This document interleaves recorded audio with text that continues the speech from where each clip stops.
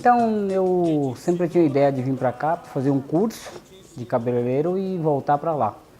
Mas aí foi passando tempo, demorou de eu vim. Quando eu vim de ideia fazer e voltar. Mas aí acabando eu vim com os recursos que era melhor e acabando eu fui ficando e estou aí até agora. Não quis mais voltar. Gosto daqui e gosto de lá. Mas eu pretendo mais, por enquanto, ficar por aqui porque me deu uma estrutura e eu consegui umas coisas que lá era mais difícil conseguir, né? Já foi mais fácil para mim porque eu já comecei desde os 13 anos, sozinho lá na Bahia, né? Trabalhar sozinho sem ninguém me ensinar. Assim, quando eu comecei o curso, quando estava 6 meses, eu já fui convidado para trabalhar no salão. O teto do salão lá caiu, nós estávamos trabalhando até debaixo lá, eu até saí assim na porta, né, para mim poder ver como é que estava o tempo, o teto abaixou e caiu. A menina estava até lá dentro, outra lavando o cabelo de outra, e eu cheguei a esfriar agora, né, e não conseguiu pegar nada nela. Aí entrei lá dentro e ainda puxei a mão dela e da outra e saiu lá para fora, e depois caiu o resto. Aí depois eu saí de lá e vim trabalhar com uma mulher aqui na Moca. Fiquei trabalhando 8 anos com ela. Aí depois, fiquei trabalhando 8 anos, depois de 8 anos eu saí e vim pra cá, montei aqui pra mim. Comecei a trabalhar com 6 anos. Ajudar meus pais lá no sítio lá, então eu não tenho, pra mim, trabalho é trabalho. Eu trabalho todos os dias, de domingo a domingo. Domingo eu trabalho até 2 horas, até as 14 horas eu trabalho aqui. Agora, todo começo que eu te disse, foi difícil. Nos começos tudo é difícil, acesso de trabalho, acesso de adaptação, isso tudo é muito difícil. Tem hora que às vezes no começo, quando batia a vontade, dava vontade de voltar. Por quê? Porque você sentia a saudade da família e o ritmo aqui era outro. Então até você pegar uma adaptação demora muito. Você tem que ter muita força de vontade, muita fé e esperar o momento certo. Mas depois que você tudo adapta e começa a viver uma coisa que você se sente que está sossegado em casa, então se torna mais fácil. Mas que o começo é difícil, é para todos os aspectos que você pensar na vida, né? Mas com fé em Deus, graças a Deus agora eu estou sossegado, eu me vivo tranquilo. Eu me casei também, tenho 2 filhinhas, só que eu já separei também. A maioria do pessoal lá, da região da gente lá, sempre eles vieram para cá, para São Paulo. Então, a expectativa de todo mundo, o sonho de todo mundo lá, a maioria, não todo mundo, né? Mas a maioria é conhecer São Paulo, é vir em São Paulo. Então, acaba a gente escolhendo esse lado, esse lugar, que é o mais, eu acho que é do Brasil, é o lugar mais que o pessoal frequenta, é São Paulo. Mas muitos amigos meus falaram que já sentiram preconceito, muitos, né? Porque também eu acho que tem muita gente que dá motivo também, né? Acaba sentindo, porque às vezes tem pessoas que às vezes não falar com as pessoas, às vezes quer desfazer das pessoas e acaba as pessoas também fazendo sentir preconceito, né? Porque se você não souber entrar e sair, acaba você se torna sendo prejudicado. Mas, graças a Deus, eu nunca fui humilhado, eles nunca teve preconceito comigo. Principalmente para mim, nunca falou nada, né? Você não pode comparar como lá, né? Lá, em termos de morar, é melhor do que aqui. Em termos de morar, entendeu? Só que os recursos, aí não tem comparação. Mas sobre morar, sobre tranquilidade, perigo, essas coisas, aonde a gente mora. Salvador, não sei, que eu nem conheço. Eu não sou de lá da Bahia, mas eu nem conheço Salvador. Mas da onde a gente mora lá, a gente mora não, porque meus pais moram lá, tranquilidade total. Lá um tempo eu tenho intenção de voltar, mas quando, não sei. Porque eu gosto daqui quanto lá também, né? Mas eu sei lá, se for para lá, para vir para cá, mais eu acho mais difícil. Ficando aqui para ir para lá é mais fácil.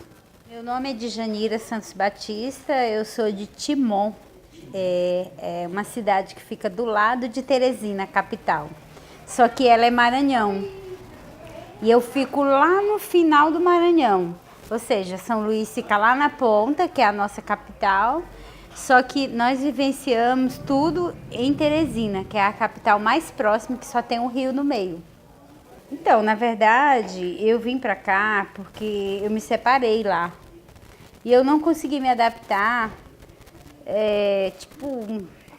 vivenciando junto com meu ex-marido, sabe? Aquilo foi muito difícil pra mim e tal. Então eu achei que se eu fosse para outra cidade, talvez eu conseguiria viver melhor, mais tranquila e tudo. Lá as pessoas, não são todas, mas assim, tem muito preconceito ainda.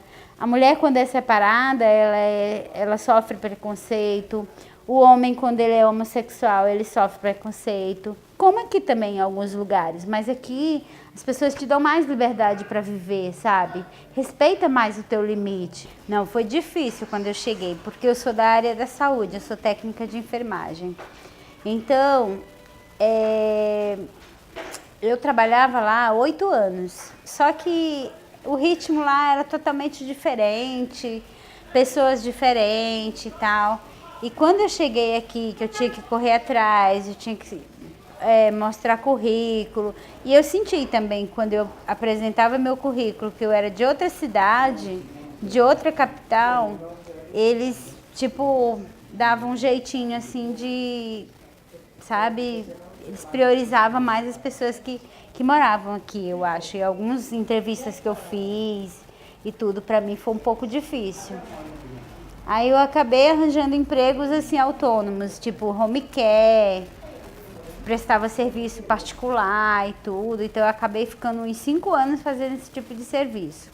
Depois eu arranjei um serviço na Coordenadoria da Mulher, em São Paulo, na Prefeitura de São Paulo, né?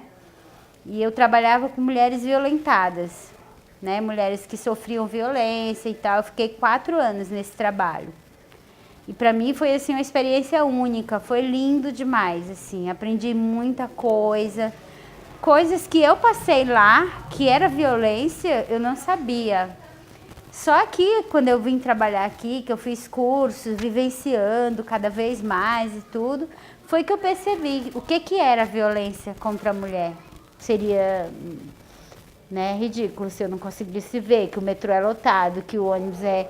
Mas aqui tem muitas coisas boas que superam as coisas ruins, entende?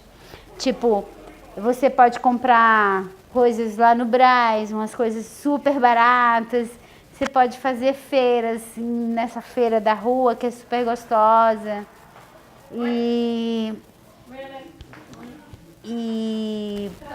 Tem várias vantagens, sabe? Tem lugares maravilhosos, restaurantes lindos para você ir.